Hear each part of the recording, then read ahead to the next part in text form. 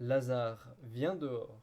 Cette parole de Jésus à son ami peut résonner d'une manière toute particulière en cette période où nous pouvons entendre et voir une multitude d'invitations à rester à la maison.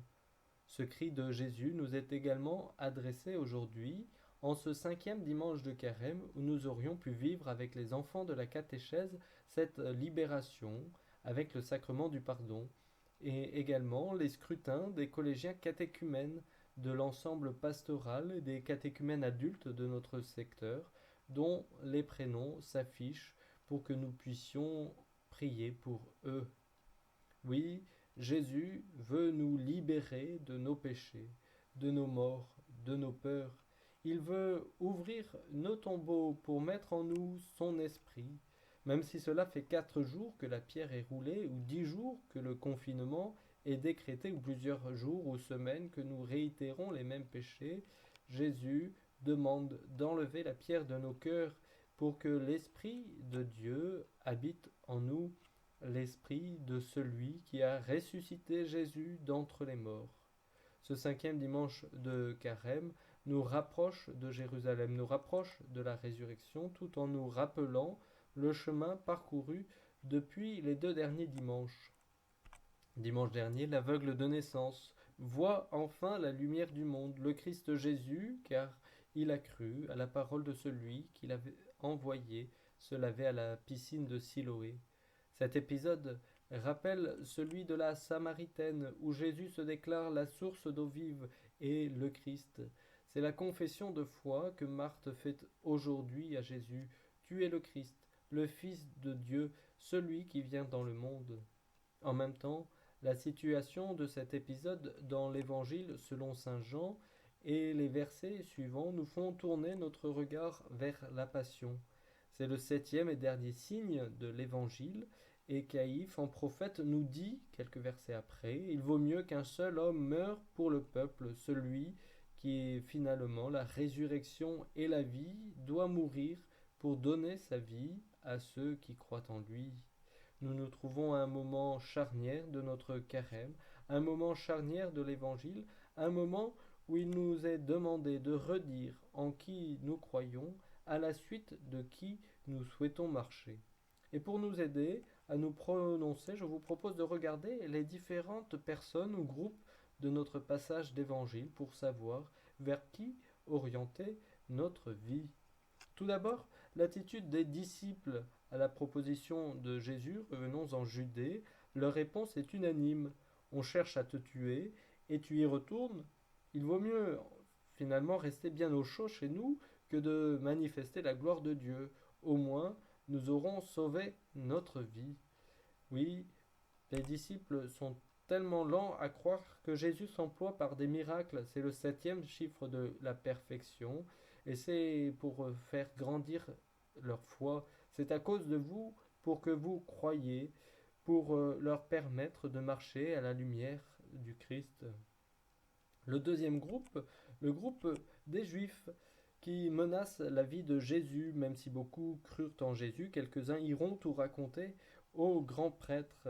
Beaucoup sont là pour réconforter les sœurs Marthe et Marie. Ils pleurent avec Marie quand elle va se jeter aux pieds de Jésus. Ce sont des sanglots bruyants, à la différence des larmes silencieuses de Jésus, des larmes qui coulent discrètement, discrètement comme ce verset qui est le plus court de toute la Bible. Oui, Jésus pleure avec Marie. Il veut partager notre peine et nos épreuves. Il veut compatir en cette période de confinement à cause de l'épidémie du Covid-19. Le Seigneur souhaite partager avec nous nos peines comme il le fait avec les deux sœurs qui vont avoir la même réaction à la vue de Jésus et leur dire Seigneur, si tu avais été là, mon frère ne serait pas mort. Oui, si Dieu était là dans notre monde, tout cela n'arriverait pas. C'est peut-être une attitude que nous avons parfois vis-à-vis de Dieu, de Jésus, maintenant que nous ne le voyons pas. Mais Marthe ne s'arrête pas là. Elle dit combien elle a confiance en Jésus, même si ce n'est pas évident.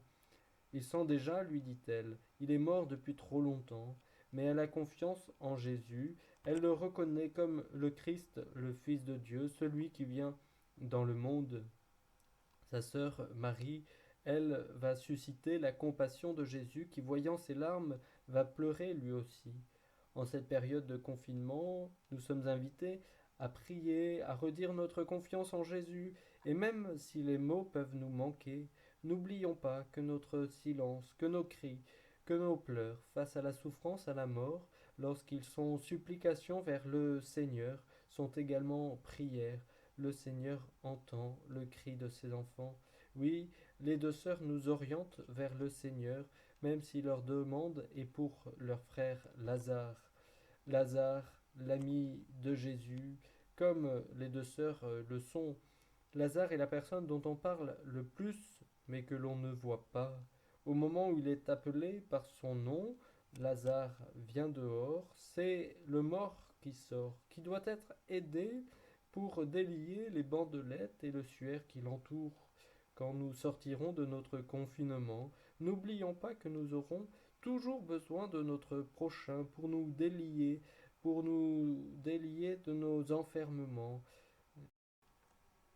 Lazare est donc un prétexte pour manifester la gloire de Dieu. Jésus nous le dit, je le savais bien, moi, que tu m'exauces toujours, mais je le dis à cause de la foule qui m'entoure, afin qu'ils croient que c'est toi qui m'as envoyé. Jésus oriente notre regard vers le Père.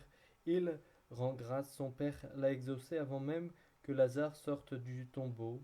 Oui, et avant même que le Fils l'ait demandé, le Père exauce la prière.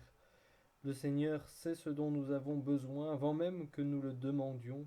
Le Fils de Dieu, celui qui vient dans le monde, nous invite donc aujourd'hui encore à l'action de grâce, à nous tourner vers le Père des miséricordes qui accomplit bien plus que ce que nous pouvons demander.